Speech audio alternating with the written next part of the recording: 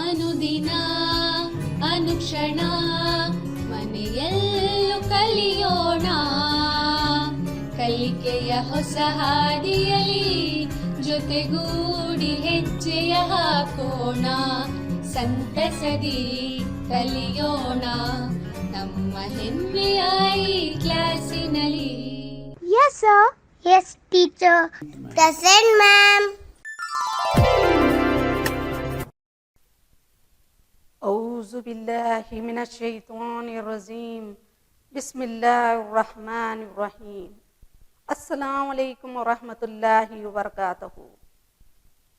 چلیے بچوں، میں رفیہ بیگم آپ سب بچوں کا اس سمویدا ای کلاس میں استقبال کرتی ہوں. چلیے بچوں، آج ہم 9ویں جماعت کا سائنس کا دوسرا سبق کیا ہمارے اطراف میں مادہ خالص ہے کا تیسرا حصہ یعنی آخری حصہ پڑھیں گے. اس سبق کو شروع کرنے سے پہلے میں آپ لوگوں کو چند سوالات کروں گی، آپ ان سوالات کا جواب دیجیے. تو پہلے چلتے ہیں بچوں، جو آپ پچھلی جماعت میں سیکھ چکے ہیں میں اسی پر کچھ سوالات کروں گی.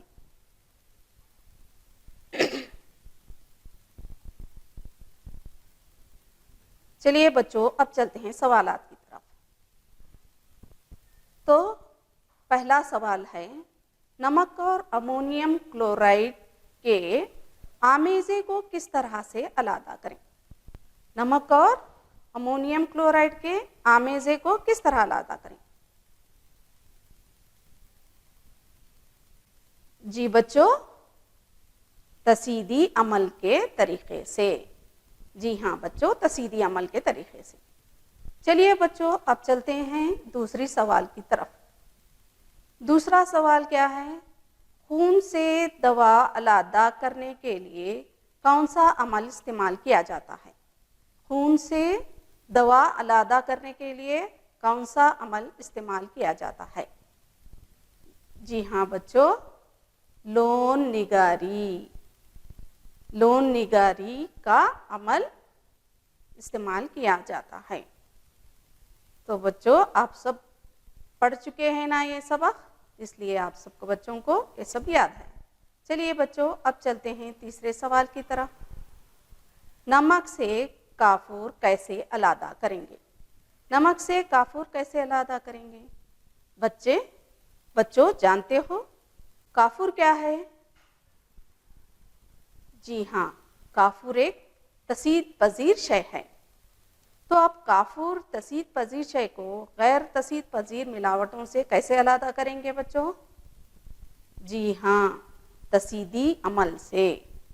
چلیے بچوں، چلتے ہیں اب چوتھے سوال کی طرف. ہوا سے گیسوں کو، یعنی ہوا میں جو الگ الگ گیسیں ملی ہوتی ہیں، یعنی ہوا میں آکسیجن ہے، نائٹروجن ہے اور دوسری گیسیں ہیں، تو ان گیسوں کو ہم کیسے علیحدہ کریں گے بچوں؟ جی ہاں، کثر کشید کے عمل سے. کثر کشید کے عمل سے ہم ہوا سے گیسوں کو علیحدہ کر سکتے ہیں. چلیے بچوں، اب چلتے ہیں آج کے سبق کی طرف. یہ آخری حصہ ہے. آپ جانتے ہیں نا، اس سبق کو ہم نے 3 حصوں میں تقسیم کیا تھا، تو یہ تیسرا حصہ یعنی آخری حصہ ہے. چلیے بچوں، اب چلتے ہیں سبق کی طرف. سبق کی طرف جانے سے پہلے ہم دیکھیں گے کہ اس حصے میں ہم کیا کیا معلومات حاصل کریں گے. یعنی کیا ہمارے اطراف میں مادہ خالص ہے کہ اس سبق میں ہم اس حصے میں یعنی تیسرے حصے میں کیا کیا معلومات حاصل کریں گے. چلیے بچوں، اب اس کی طرف چلتے ہیں. تو پہلے غیر خالص نمونے سے خالص کاپر سلفیٹ کو کیسے حاصل کریں گے. تو دوسرا ہے پانی جو واٹر ورکس سے ہمارے گھروں تک پہنچتا ہے، یعنی پانی جو واٹر ورکس سے ہمارے گھروں تک پہنچتا ہے تو وہ کن کن مرحلوں سے ہو کر گزرتا ہے اور اس کی صاف صفائی کیسے کی جاتی ہے، تو اس کے بارے میں ہم پڑھیں گے. تو تیسرا، طبی اور کیمیاوی تبدیلیوں میں کیا فرق ہے، طبی تبدیلی اور کیمیاوی تبدیلیوں میں کیا فرق ہے، اس کے بارے میں جانیں گے. चौथा, अंसर और मुरक्कब में क्या फ़र्क है। अंसर जो है, अंसर क्या है और मुरक्कब क्या है, इसके बारे में हम मालूम करेंगे। चौथा, धात और गैर धात, इसमें क्या क्या फ़र्क हैं, वो उसके बारे में हम जानेंगे। चलिए बच्चों, अब चलते हैं सबक की तरफ। क्या है सबक का नाम? जी हाँ, क्या हमारे अतराफ में मादा खालिस है। तो पहला पॉइंट क्या था हमारा, गैर खालिस नमूने से खालिस कॉपर सल्फेट हम कैसे हासिल करेंगे। तो गैर खालिस नमूने से कॉपर सल्फेट हम कैसे हासिल करेंगे, चलिए बच्चों अब देखते हैं। तो पहले हम गैर खालिस नमूने से खालिस कॉपर सल्फेट को हम कलमकारी या कलमाओं के तरीके से अलहदा करते हैं। कलमकारी या कलमाओं के तरीके से अलहदा करते हैं। अब ये कलमकारी या कलमाओं का तरीका कैसे करते हैं, कैसे करेंगे, ये चलिए बच्चों देखते हैं। पहले एक चीनी की प्लेट लें। चीनी की प्लेट में कुछ मिक़दार में कॉपर सल्फेट के, गैर खालिस कॉपर सल्फेट के नमूना लें। लेने के बाद उसे कम से कम पानी में घोल दें। कम से कम पानी में घोलें और फिर मिलावटों को फिल्टर कर लें। पहले पानी में घोलना है, पानी में घोलने के बाद फिर उस मिलावट को क्या करना है, फिल्टर पेपर से छान कर निकाल लेना है, यानी फिल्टर कर लें।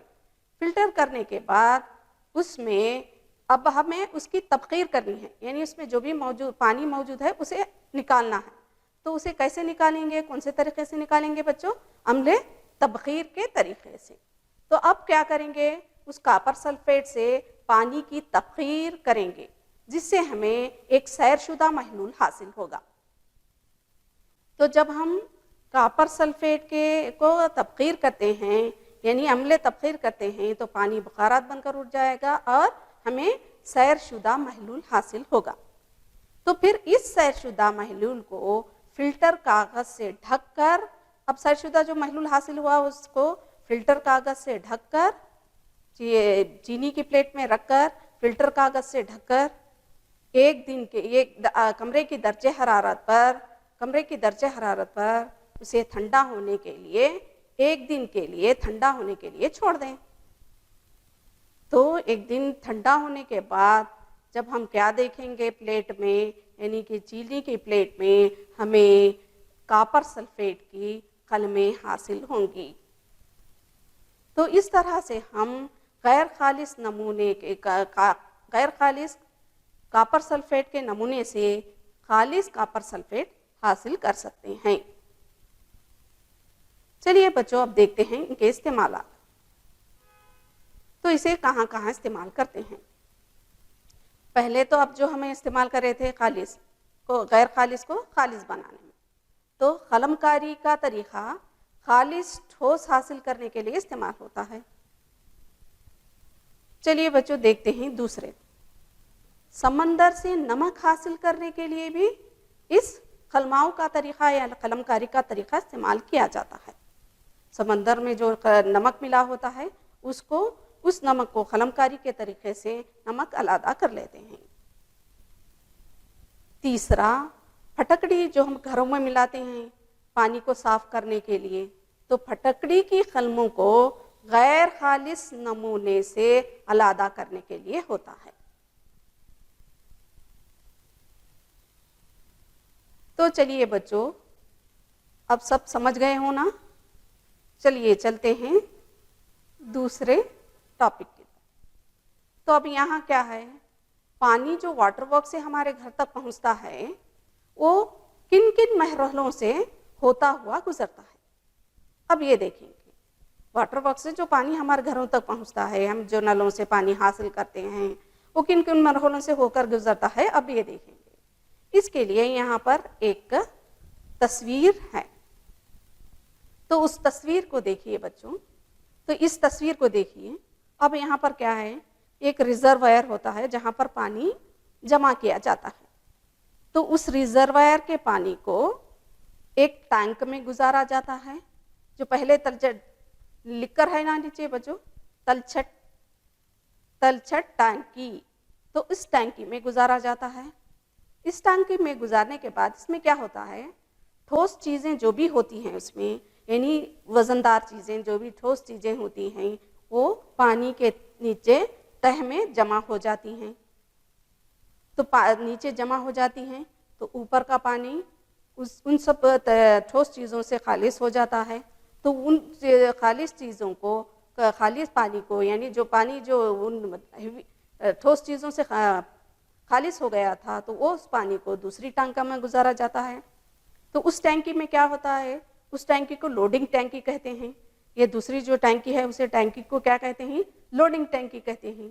اس لوڈنگ ٹینکی میں مولق ملاوٹوں کی تلجٹ ہوتی ہے. یہاں پر اور دوسری جو بھی ملاوٹیں ہوتی ہیں, مولق ملاوٹیں جو بھی ملا ہوا ہوتا ہے اس میں پانی میں جو بھی ملاوٹ ہوتی ہے اس کو علیحدہ کیا جاتا ہے. تو اس مولق ملاوٹوں کو تلچھٹ کی جاتی ہے, یعنی تلچھٹ بنایا جاتا ہے, یعنی نکالا جاتا ہے اس میں. تو اس کے بعد اس پانی کو پھر دوسرے تختیری ٹینک میں گزارا جاتا ہے جو بڑا سا ہے نا بچوں. تو اس تختیری ٹینک میں گزارا جاتا ہے. جب اس تختیری ٹینک میں گزارا جاتا ہے تو تختیر کا مطلب کیا ہے بچوں؟ جی ہاں, تختیر کا مطلب چھاننا ہے.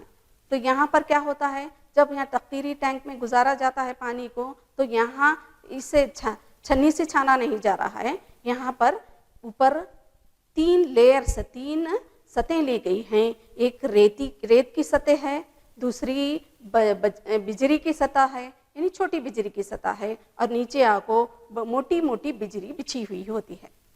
تو اس میں سے پانی کو گزارا جاتا ہے. تو جیسے ہی پانی ان سب تینوں سطحوں سے گزرتا ہے تو اس میں موجود یعنی جو بھی موجود ہوتا ہے یعنی بغیر تحلیل کے جو بھی ہوتا ہے اس میں, تو وہ کیا ہو جاتا ہے بچوں, یہاں پر چھانا جاتا ہے. یعنی اس پر تختیر, جب ریت ہوتی ہے ریت سے پانی نیچے اترتا ہے, ریت سے پانی نیچے اتر جاتا ہے تو ریت کے اوپر جو بھی چیزیں موجود ہوتی ہیں وہ اوپر رہ جاتی ہیں. تو اس طرح سے اس پانی کو اب چھانا جاتا ہے یعنی تختیر کیا جاتا ہے. تو یہاں پر پانی ہے, چھوٹی بجری ہے اور اس کے موٹی موٹی بجری بچھی ہوتی ہے اور ریت لی گئی ہوتی ہے. ان تینوں سطحوں پر پانی کو چھانا جاتا ہے. پانی کو چھاننے کے بعد اس پانی کو پھر دوسری ٹانکی میں لیا جاتا ہے. اس ٹینکی میں کیا ہوتا ہے, بیکٹیریا کا خاتمہ ہوتا ہے. بیکٹیریا جو بھی جراثیم موجود ہوتے ہیں ان کو ختم کیا جاتا ہے. بیکٹیریا یعنی جو بھی جراثیم موجود ہوتے ہیں ان کو ختم کیا جاتا ہے. کیسے ختم کیا جاتا ہے؟ کلورینیشن کے طریقے سے. یہاں کلورینیشن مطلب کلورین سے ملایا جاتا ہے. جب کلورین سے اس میں کلورین کو اس میں ملاتے ہیں تو اس میں کیا ہوتا ہے, اس میں موجود جراثیم یا بیکٹیریا جو بھی ہوتے ہیں وہ مر جاتے ہیں.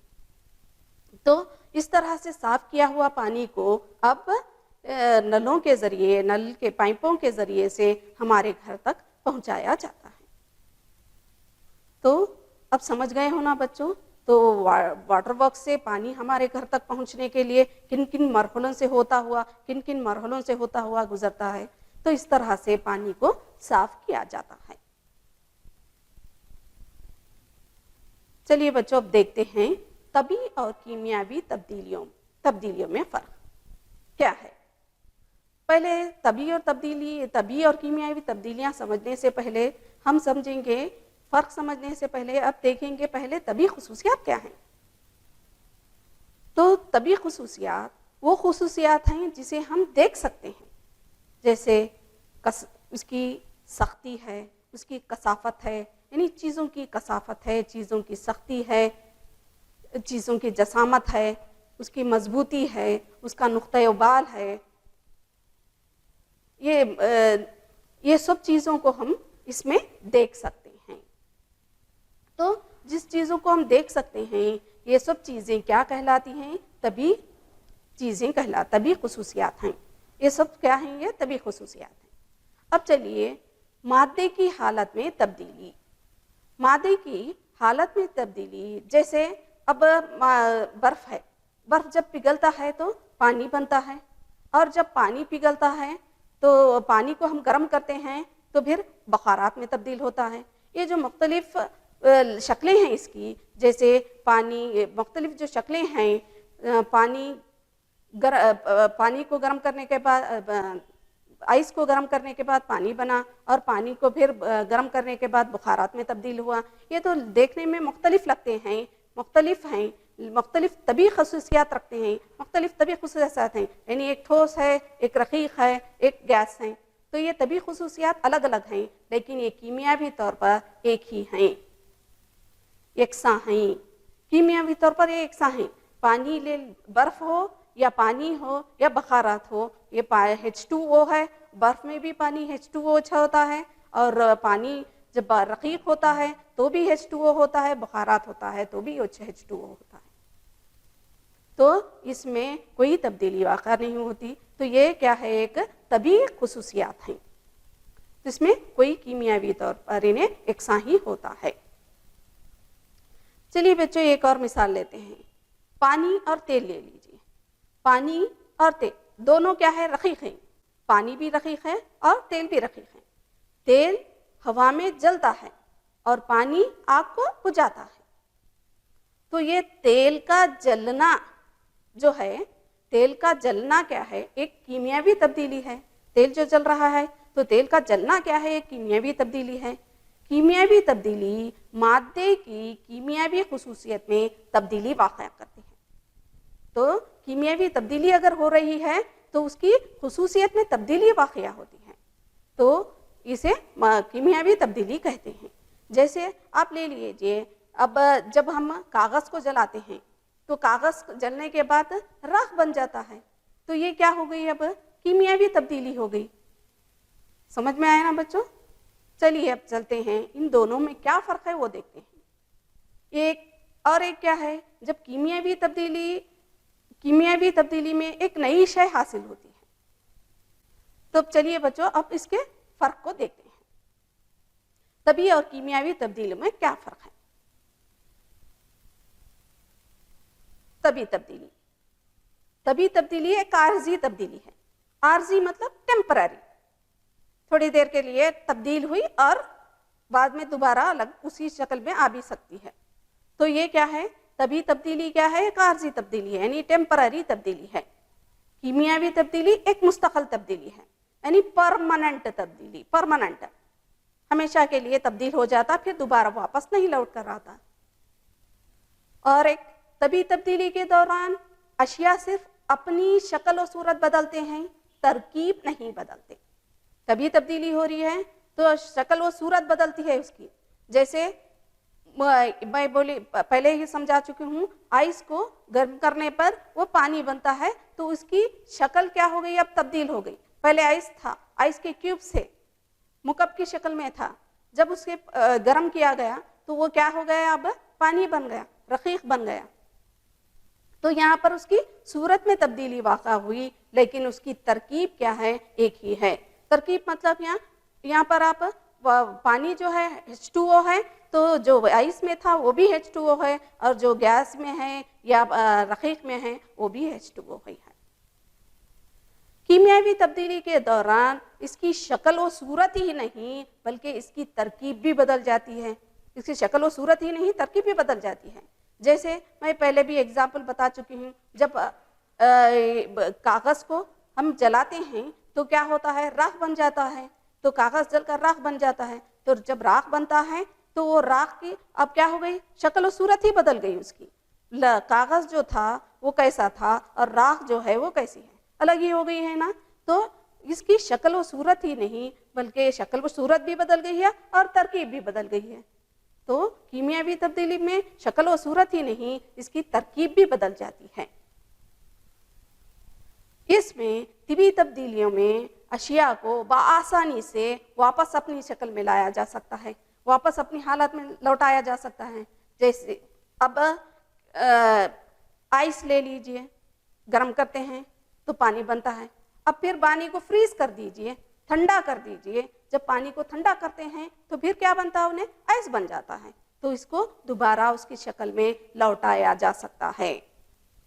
جبکہ کیمیاوی تبدیلی میں دوبارہ واپس لوٹایا اصل حالت میں اسے لوٹایا نہیں جا سکتا.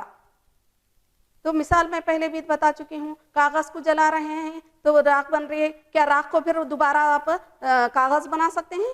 نہیں نا. تو راکھ کو پھر کاغذ نہیں بنا سکتے. تو اس لیے اسے دوبارہ ہم اصل حالت میں لوٹا نہیں سکتے، تو کیمیاوی تبدیلی میں دوبارہ لوٹایا نہیں جا سکتا۔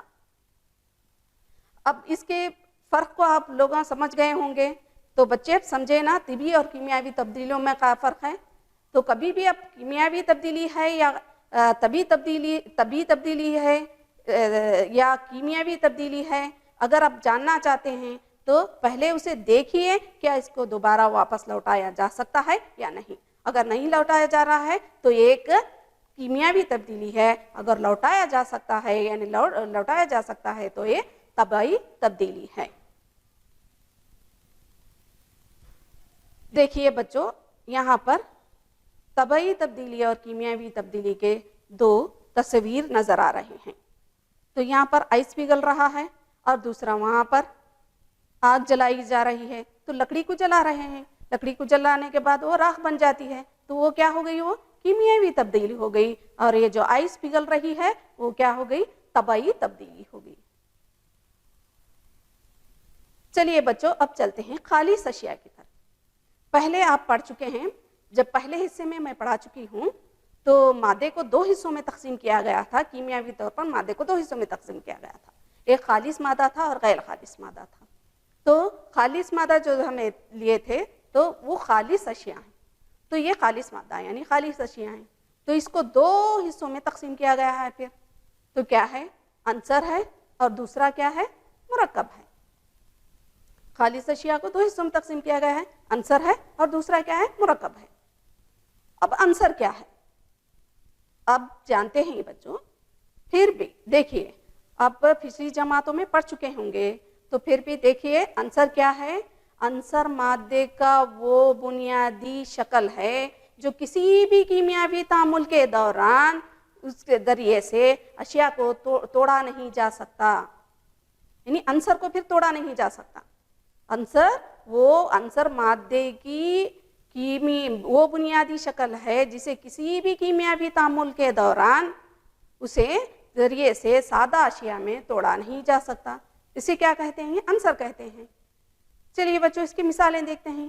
عنصر کیا ہے، خالص تانبا لے لیجئے، آکسیجن لے لیجئے، سونا لے لیجئے، پارا لے لیجئے، یہ سب کیا ہیں، یہ خالص عنصر کہلاتے ہیں۔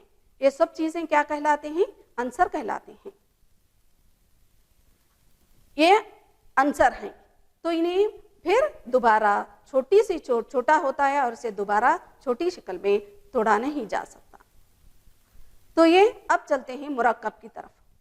مرکب ایک ایسی شے ہے جو دو یا دو سے زیادہ عناصر کے ایک دوسرے سے ساتھ ایک معین تناسب میں کیمیاوی طور پر ملنے سے بنتی ہے۔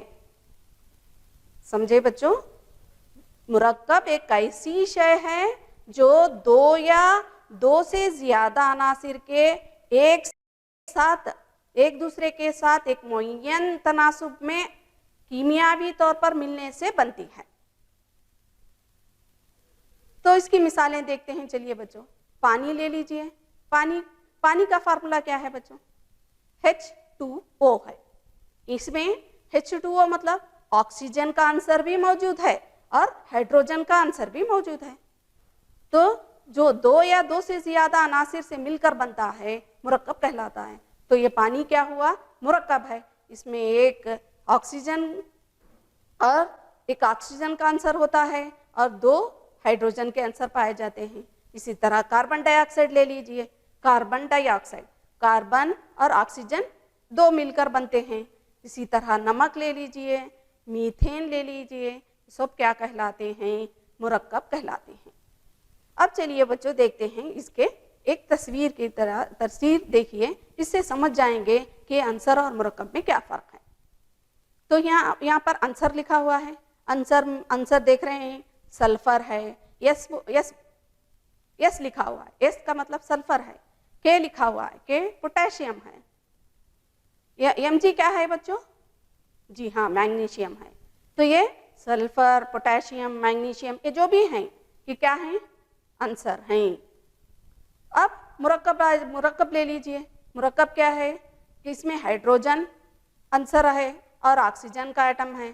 हाइड्रोजन और ऑक्सीजन के एटम दो मिलकर क्या बन रहा है, इन्हें पानी बन रहा है H2O। दो हाइड्रोजन और एक ऑक्सीजन है ना बच्चों, तो वो क्या बन रहा है, पानी बन रहा है।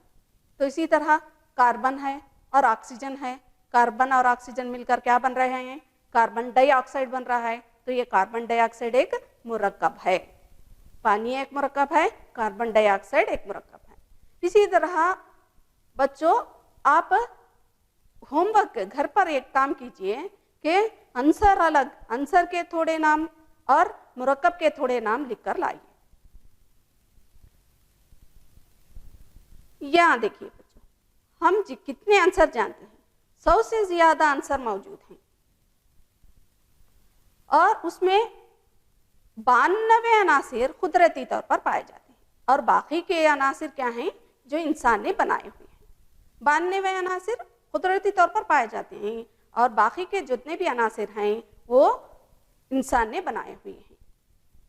ज्यादातर अनासिर ठोस में होते हैं, ज्यादातर अनासिर ठोस में ही होते हैं, ठोस होते हैं, जो पहले चैप्टर में पढ़ चुके हैं। तो ज्यादातर अनासिर ठोस होते हैं और 11 अनासिर ऐसे हैं जो गैस में होते हैं। 11 अनासिर हैं बच्चों जो गैस में होते हैं, जैसे ऑक्सीजन, आर्गन, नाइट्रोजन, ये सब गैस हैं। तो ऐसे 11 अनासिर हैं जो गैस की शक्ल में होते हैं और 2 अनासिर ऐसे हैं बच्चों जो कमरे की दर्जे हरारत पर रकीक में होते हैं, कमरे की दर्जे हरारत पर रकीक में होते हैं। जैसे पारा है जो कमरे की दर्जे हरारत पर रकीक में होता है, यानी रकीक की हालत में होता है, और ब्रोमीन है। ये दो क्या हैं, ऐसे अनासिर हैं जो कमरे की दर्जे हरारत पर रकीक हालत में होते हैं। चलिए बच्चों, अब देखते हैं आंसर को किन किन हिस्सों में तकसीम किया गया है। आंसर को धात, गैर धात और धतुनत में तकसीम किया गया है। आंसर को धात, गैर धात और धतुनत में तकसीम किया गया है। अब चलिए बच्चों देखते हैं धात और अधात में फर्क क्या है। धात और अधात यानी गैर धात में क्या फर्क है। इनमें धाती चमक होती है। धात देखे हैं ना बच्चों, धात क्या है, लोहा ले लीजिए धात है, सोना ले लीजिए धात है, चांदी ले लीजिए धात है, तो ये सब धातें हैं। तो ये धातें जो होंगी इनमें धाती चमक होती है, सोने में भी चमक पाई जाती है। और दूसरे धात ले लीजिए, अब जो भी धात देखें उसमें एक किस्म की चमक होती है, तो इनमें एक चमक होती है। लेकिन गैर धात में चमक नहीं होती।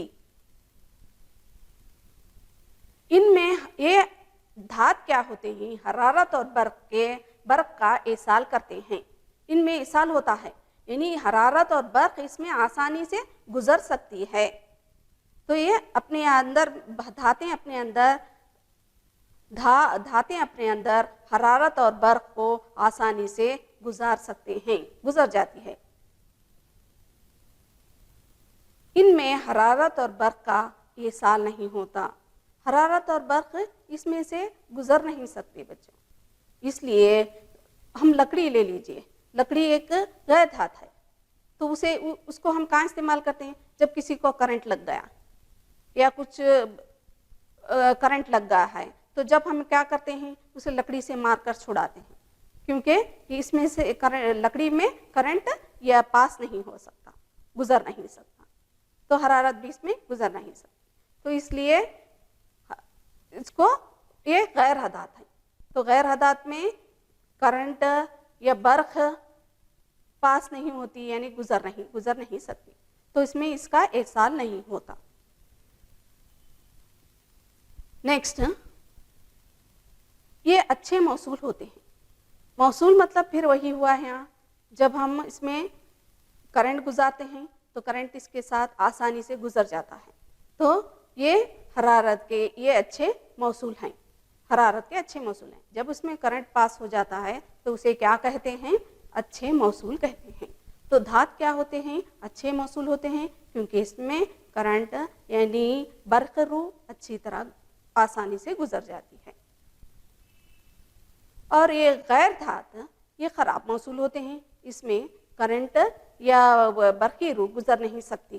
اس کی مثال آپ لے لیجئے، وائر کو جب بھی وائر کو اندر وائر ہوتا ہے، تانبے کا وائر ہوتا ہے، تو تانبے کے وائر تار کو پلاسٹک سے لپٹا جاتا ہے. تو کیوں لپٹ دیتے ہیں پلاسٹک؟ کیونکہ پلاسٹک ایک غیر دھات ہے اور اس سے لپٹنے سے اس میں کیا کرنٹ پاس نہیں ہوتا، یعنی گزر نہیں سکتا. تو یہ غیر خراب موصول ہے. غیر دھات کیا ہے؟ خراب موصول ہے. یہ تار پذیر ورق یہ تار پذیر اور ورق پذیر ہوتے ہیں، یعنی ان کو تار پر بنایا جا سکتا ہے اور ورق میں تبدیل کیا جا سکتا ہے. یہ تار پذیر اور ورق پذیر نہیں ہوتے. یہ صوتی ہوتے ہیں، یعنی آواز کا اس پر مارنے سے آواز پیدا ہوتی ہے، اور یہ صوتی نہیں ہوتے، یعنی ان میں آواز پیدا نہیں ہوتی. یہ جیسے سونا، چاندی یہ دھات ہیں، ہائیڈروجن، آکسیجن، آیوڈین یہ غیر دھات ہیں. یہ دیکھیے بچوں، ان کی تصویریں ہیں، دھات اور غیر دھات کی تصویریں. چلیے بچوں اب چلتے ہیں سوالات کی طرف. میں آپ بچوں کو تھوڑے سوالات کروں گی، آپ ان کے جوابات دیجئے. ڈیش دھات کمرے کی درجہ حرارت پر رقیق ہوتا ہے. جی ہاں بچوں، پارا ہے. چلیے بچوں دوسرے سوال کی طرف. کچھ عناصر کی خصوصیات دھات اور غیر دھات کے درمیان ہوتی ہے، انہیں ڈیش کہتے ہیں. جی بچوں کیا کہتے ہیں؟ دھتونت کہتے ہیں. چلیے بچوں تیسرے سوال کی طرف. الماری کا زنگ آلودہ ہونا ڈیش تبدیلی ہے. الماری کا زنگ آلود ہونا ڈیش تبدیلی ہے. جی ہاں، ایک کیمیاوی تبدیلی ہے. چلیے بچوں چلتے ہیں چوتھے سوال کی طرف. جب دو یا دو سے زیادہ عناصر ملتے ہیں تو ڈیش بنتا ہے. جی ہاں، مرکب بنتا ہے. چلیے بچوں اب چلتے ہیں پانچویں سوال کی طرف. برتن میں مکھن کا پگھلنا ڈیش تبدیلی ہے. کون سی تبدیلی ہے بچوں؟ جی ہاں، طبی تبدیلی ہے. اب چلتے ہیں گھر کے کام کی طرف. میں تھوڑے کوشچن آپ کو دوں گی، اس کے جوابات لکھیے. غیر خالص نمونے سے خالص کاپر سلفیٹ کیسے علیحدہ کریں گے؟ دوسرا سوال ہے طبعی اور کیمیاوی تبدیلیوں میں فرق لکھیے. تیسرا عنصر اور مرکب میں فرق لکھیے. دھات اور غیر دھات میں فرق لکھیے. تو آج کو یہ سبق کمپلیٹ ہوا. السلام علیکم، اللہ حافظ. ಅನುದಿನ ಅನುಕ್ಷಣ ಮನೆಯಲ್ಲೂ ಕಲಿಯೋಣ, ಕಲಿಕೆಯ ಹೊಸ ಹಾದಿಯಲಿ ಜೊತೆಗೂಡಿ ಹೆಜ್ಜೆಯ ಹಾಕೋಣ. ಸಂತಸದಿ ಕಲಿಯೋಣ ನಮ್ಮ ಹೆಮ್ಮೆಯ ಈ ಕ್ಲಾಸಿನಲ್ಲಿ. Yes, sir. Yes, teacher. Present, ma'am.